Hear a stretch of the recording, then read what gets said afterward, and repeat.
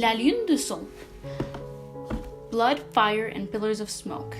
Sang, feu et piliers de fumée, le roi Salomon a décrit une belle femme comme une lune quand il a dit « Qui est celle qui apparaît comme l'aurore, belle comme la lune, pure comme le soleil, impressionnante comme une armée avec des bannières » Cantique des Cantiques 6-10. Au milieu du mois, la lune devient pleine et il l'appelle la lune du 14e qui signifie ce qui est parfait en beauté. Aussi, la Bible dit que les lumières du ciel, c'est-à-dire le soleil, la lune et les étoiles, sont pour les signes et pour les saisons et pour les jours et les années. Genèse 1:14, qui sont finalement terminés. Par conséquent, Dieu communique avec les humains à travers des signes et des merveilles qui se produisent dans le ciel et sur la terre pour leur révéler des choses passées, présentes et futures très importantes. Par exemple, l'étoile d'Orion est apparue au mage comme une annonce que le Sauveur du monde, Jésus, qui est le Dieu né incarné, est né. Sur une note similaire, le soleil était dans les ténèbres pendant 3 heures, le jour où Jésus a été crucifié, portant nos péchés dans son corps et nous réconciliant avec Dieu le Père.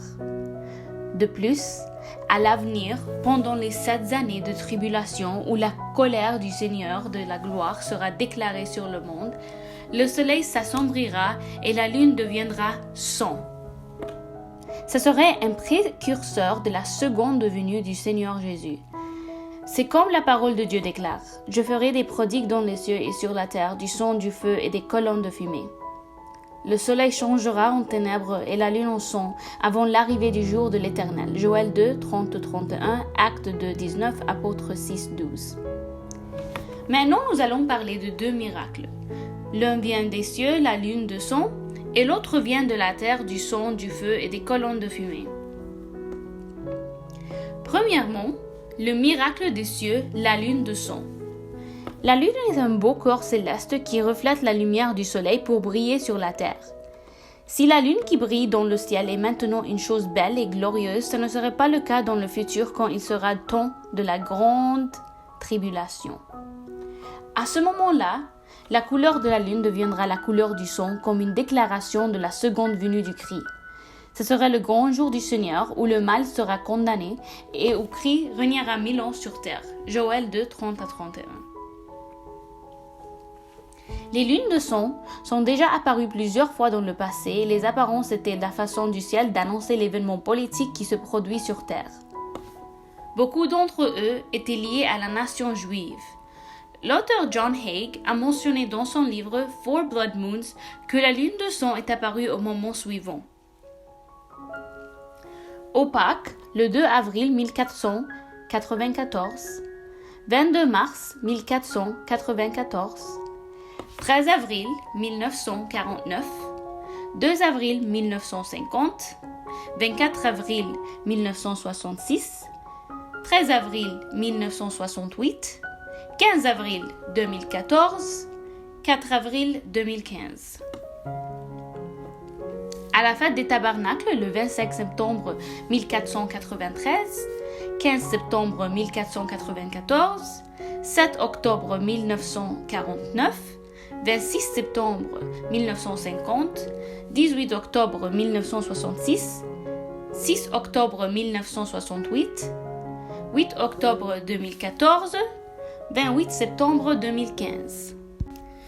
2033 est la prochaine fois qu'une éclipse lunaire va créer une lune de sang géante, selon un récent rapport de NASA. Si à ce moment-là, le monde traverse les 7 années de grande tribulation, cela pourrait être un signe pour la seconde venue du Christ.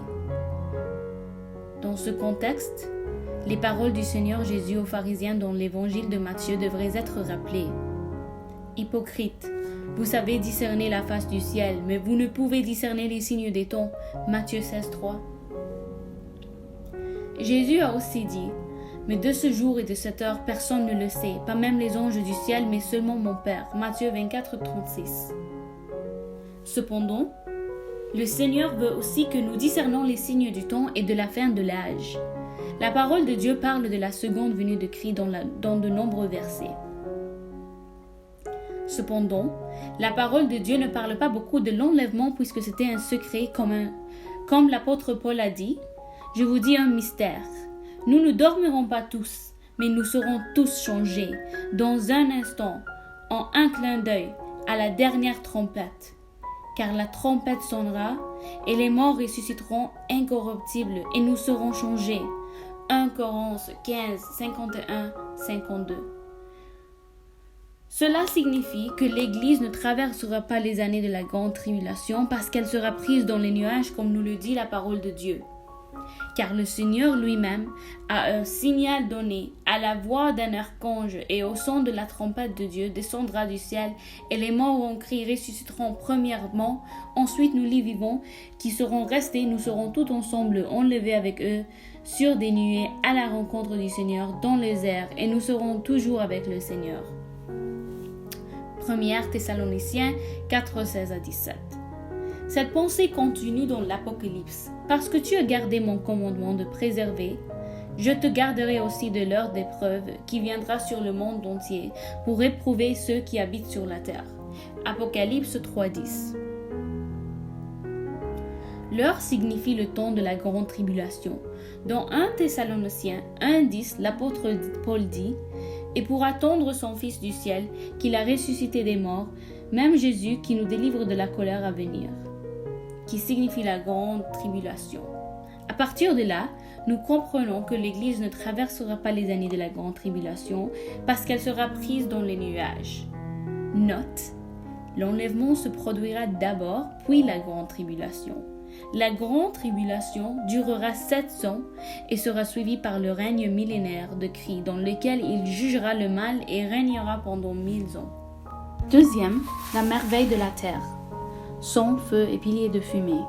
Les signes et les merveilles terrestres du son, du feu et des colonnes de fumée peuvent ébranler le monde dans toutes les parties de la terre, financière, sanitaire, psychologique et mentale. Le son vient du meurtre et il vole le monde de paix. Apôtre 6.4.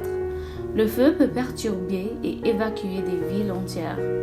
Tel a été le cas en mai 2016 à Fort McMurray en Alberta, où les pompiers ont fait de leur mieux pour éteindre un incendie, mais sans succès. La ville entière a été évacuée et la plus grande partie a brûlé. La fumée s'éleva dans les nuages, à tel point qu'elle empêcha les passants de passer. D'autres exemples incluent l'incendie qui a éclaté en juin 2017 en Colombie-Britannique, ainsi que ceux en Californie en juillet et octobre 2017. Ces incendies ont été causés par le foudre et la sécheresse. Des états d'urgence ont été déclarés, des gens ont été sauvés et des brigades de pompiers ont été envoyées, ce qui nous rappelle de la prophétie de Joël. Je montrerai des prodiges dans les cieux et sur la terre, le son et le feu et les colonnes de fumée. Bien-aimés, l'apparition des lunes de son, les feux et la détresse des nations se réfèrent à la fin prochaine des 7 années de la grande tribulation. Cette tribulation sera périlleuse, car pendant ce temps, les gens demanderont la mort et ne la trouveront pas, accomplissant la prophétie de l'Apocalypse sur l'ouverture du 6e sceau. L'ouverture du 6e sceau sera accompagnée d'un grand tremblement de terre, le noircissement du soleil et la rotation de la lune en son.